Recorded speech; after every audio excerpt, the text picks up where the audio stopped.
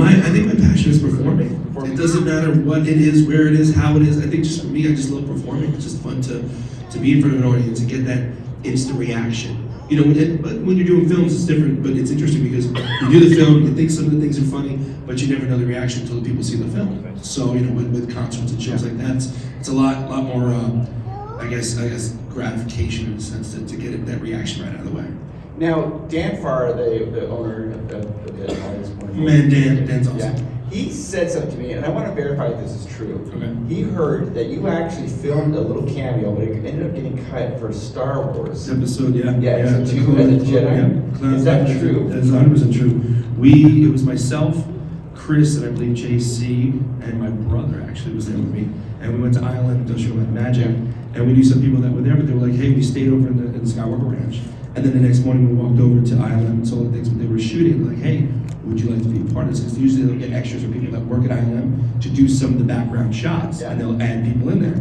So the Clone Wars scene, and I think there was the scene where Yoda, and you have Ewan McGregor, and Yoda's walking, floating in that little hover thing. Yeah. We were supposed to be in that hallway, and then we were supposed to be in the fight scene. And they cut us out. Oh! But it's so funny because I'm trying, I've been like asking, like, where is the footage? Because they had the footage somewhere. And they even documented, I remember there was a camera there, George Lucas was there, which was awesome. So I get to say George Lucas directed me, which was awesome. Yeah. I'm like, George like that, you know.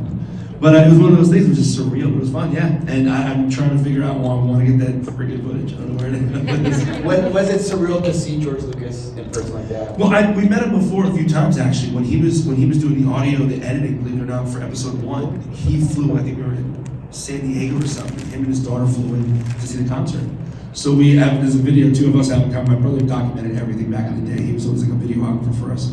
So there is definitely footage of it, like where George is standing there, we're talking about something, like, what does he do? I was like, oh, I'm doing the editing for that. Like, that's awesome. Like, we don't care about your daughter. I'm sorry. Tell us more, George. Yeah. And his daughter's like, we want to take a picture. I'm like, of course. But it was just fun. It was really cool that he came out. And I've been to the ranch probably like 2 or 3 times, and it was awesome. We did Robot Chicken. I did actually an episode of Star Wars, the first Star Wars episode of Robot Chicken. Yeah. I did a couple of voices for us. So they brought all of us out to Skywalker Ranch to watch the episode in the theater there. But then the surprise was he came out, George did again. It was like, hey, since you guys are here, it's the anniversary of Empire Strikes Back. So we watched Empire Strikes Back in the theater, which was awesome. So much fun. That's amazing. It's cool.